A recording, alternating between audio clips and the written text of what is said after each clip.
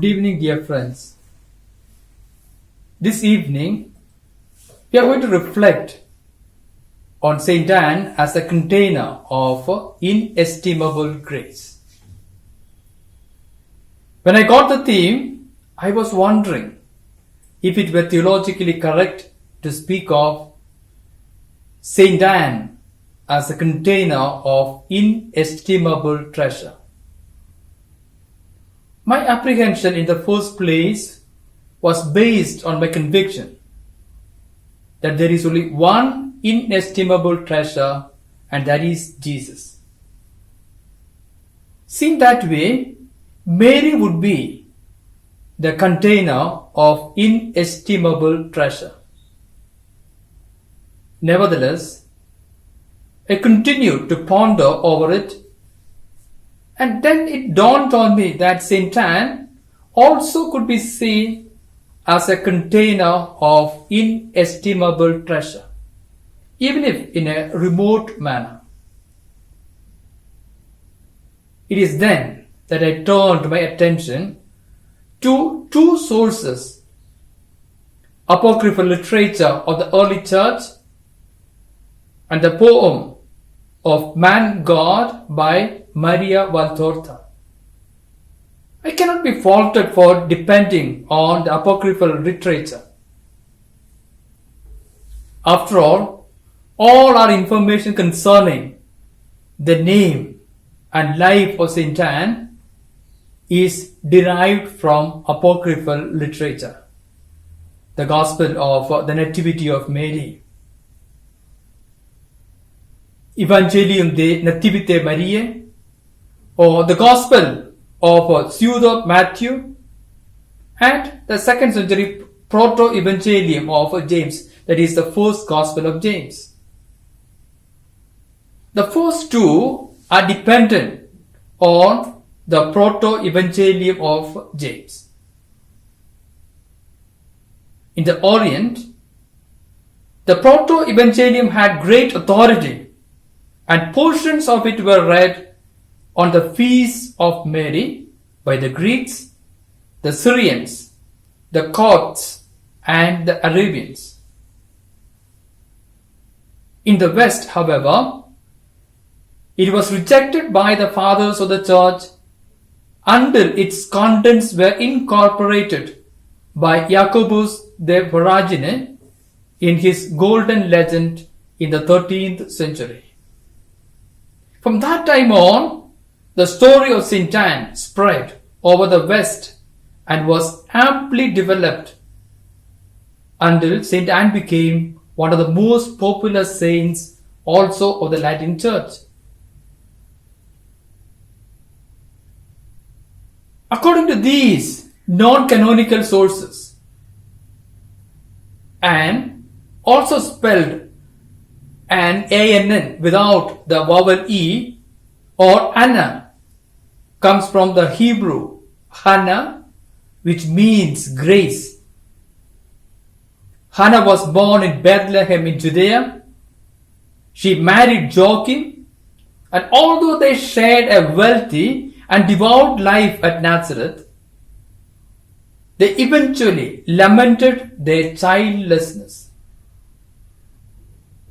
The Proto-Evangelium gives us the following account. In Nazareth, there lived a rich and pious couple, Joachim and Hannah.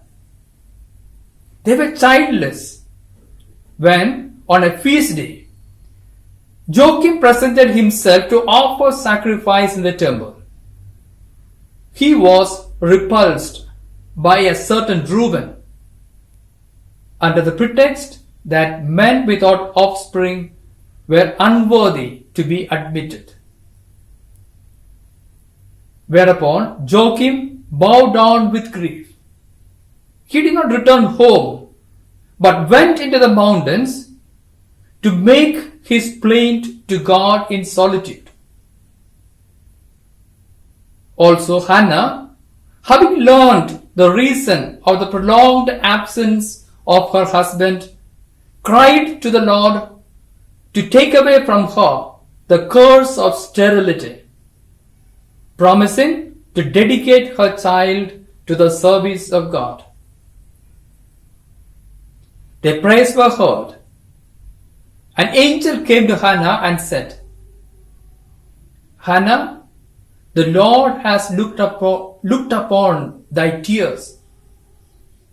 Thou shalt conceive and give birth, and the fruit of thy womb shall be blessed by all the world. The angel made the same promise to Joachim, who returned to his wife. Hannah gave birth to a daughter whom she called Mary. The couple rejoiced at the birth of their daughter, whom Anne named Mary. When the child was 3 years old, Joachim and Anne, in fulfillment of her divine promise, brought Mary to the temple of Jerusalem, where they left her to be brought up. The account of their lives startlingly parallels the Old Testament story of the barren Hannah and her conception of Samuel, as we read in 1 Samuel chapter 1. This Hannah also dedicated her child to the service of God. In the poem of The Man God by Maria Valtorta, we have an account of the miraculous birth of Mary. Anne and Joachim had been longing for a child and praying for one, and they are in Jerusalem. There is a conversation between the two the night before their last day of prayer in Jerusalem, after which they are to return to Nazareth. Anne says to her husband, "Last night I dreamt that next year I will be coming to the holy city for 2 feasts instead of 1. And one will be the offering of my creature to the temple." "Do hope, Anne," replies Joachim. "Did you not perceive anything else? Did the Lord not whisper anything to your heart?" "Nothing," says Hannah, "only a dream." To this, Joachim responds saying, "Tomorrow is the last day of prayer. All the offerings have already been made, but we will renew them again tomorrow. Solemnly, we shall gain our favor from God by our faithful love." I always think that it will happen to you as it did to Anne of Elkanah. May God grant it, and I wish I had someone say to me now, "Go in peace. The God of Israel has granted the grace you asked for," is all that Hannah says in response. Up to this, my dear friend, there is nothing new, nothing different from the apocryphal literature of the 2nd century. When we read this narration of Maria Valtorta, Man God, further, we have Jesus himself speaking to Maria Valtorta about his grandparents. There, Jesus says, "The just are always wise, because as friends of God, they live in his company and are taught by him." Yes, by him. Infinite wisdom. My grandparents were just, and therefore they possessed wisdom. They could quote accurately from the book, singing the praises of wisdom from its context. She it was I loved and searched for from my youth.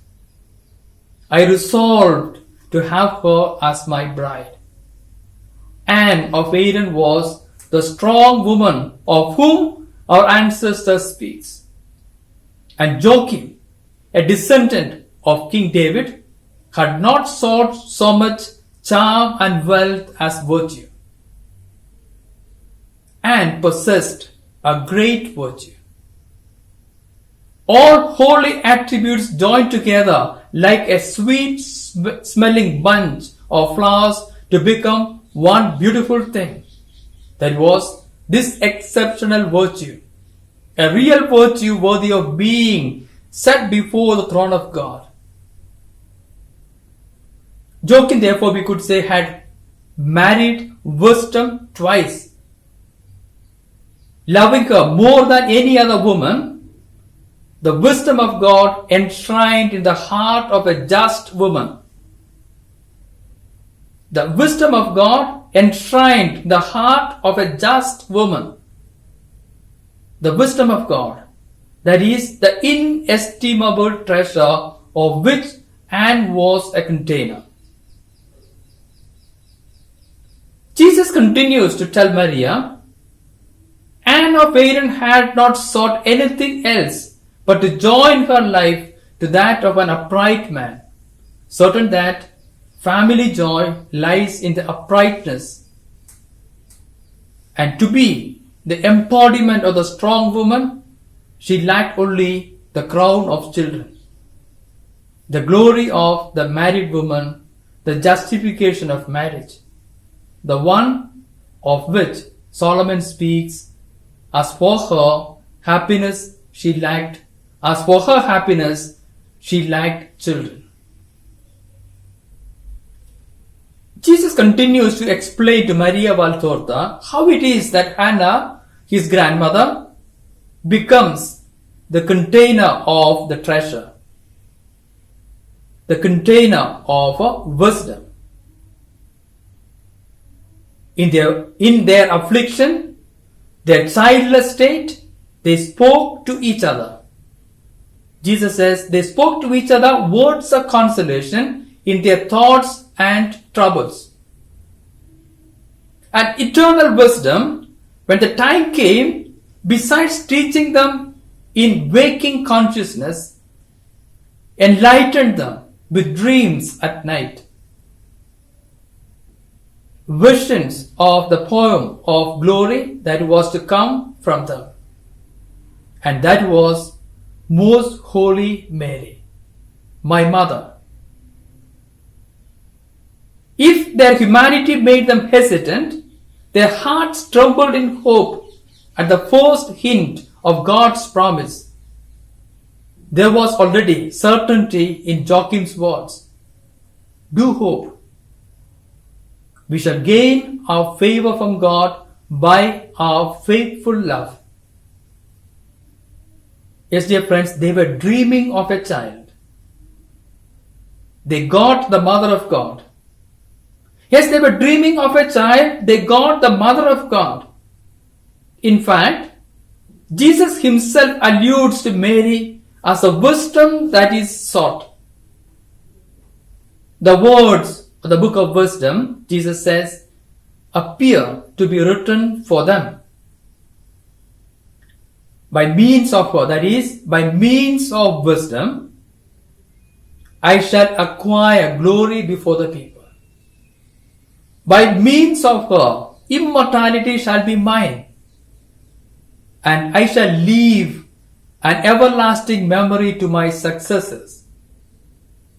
Hannah and Joachim, indeed, they have left an everlasting memory through the child, through Mary, who was born of their nuptial union. But to obtain all this, they had to become masters of a virtue, a lasting virtue, which no event ever marred, the virtue of chastity. The chastity of married couple. They possessed it because it is not necessary to be virgins to be chaste.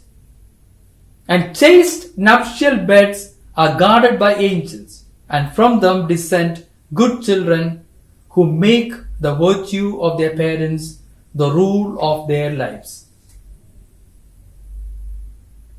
Jesus also spoke of Mary as the most exquisite flower that bloomed in God's garden. The world, Jesus told Maria Valtorta, had its flowers, but did not yet know the true, unique flower that blooms eternally. Lily and rose, sweet-smelling violet and jasmine, helianthus and cyclamen, they all blended together, and with them all the flowers on earth in one flower only, and that is Mary, in whom every grace and virtue is gathered together. In April, the land of Palestine looked like a huge garden, and the fragrance and the colors delighted the hearts of men. But the most beautiful rose was still unknown. She was already flowering to God in the secrecy of her mother's womb. Mary was already flowering in the womb of Hannah. Yes, Hannah, in the words of Jesus, spoken to Maria Valtorta, is a container of wisdom, and the plant that bore the most exquisite flower. Hannah herself speaks of Mary, the treasure, taking shape in her womb. Thank the Lord for your wealth. Thank the Lord for your wealth, and bless the God of centuries, that he may rebuild his tabernacle in you. She is convinced that God is building his tabernacle in her. In other words, the tabernacle of God, where his Son is supposed to dwell, is shaped in her. Hannah says, I think that he who will rebuild the tabernacle of the true God in Jerusalem will be this one who is about to be born. And she is referring to Mary. She further states that it was about Mary, her creature, that the prophets spoke when they spoke of the holy city that shone with a bright light. You shall shine with a bright light. All the prophecies of the world all the peoples of the world will prostrate themselves before you. The nations will come bringing gifts. They will worship the Lord in you and will hold your land as sacred, because within you they invoke the great name. You will be happy on account of your children, because they will all be blessed and they will gather near the Lord. Blessed are those who love you and rejoice in your peace.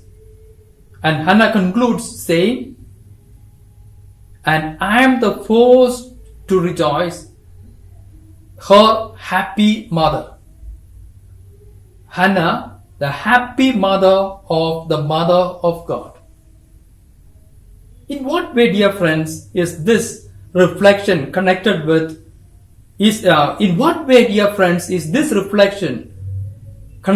your life and my life?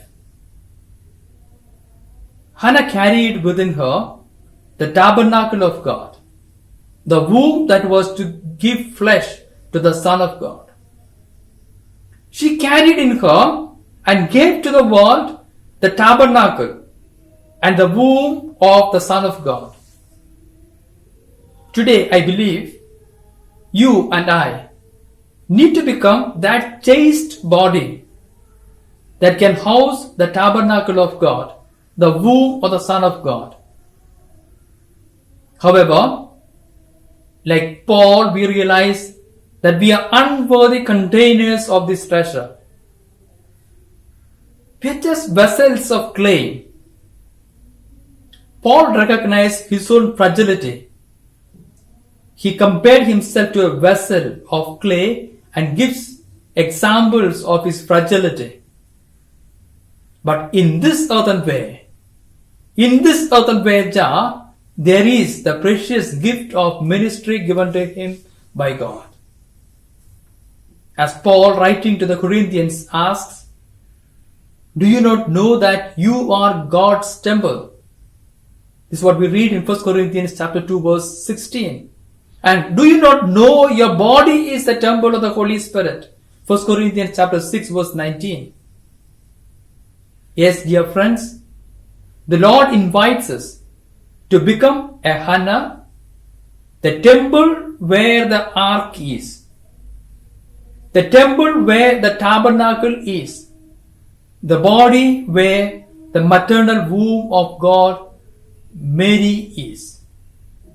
Let us, like Hannah, carry this treasure in vessels of clay that you and I are, always trusting in the mercy of God, as we read in 2 Corinthians chapter 4 verse 7.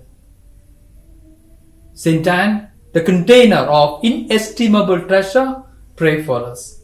With a grateful heart, with a song of praise, with an outstretched arm, I will bless your name.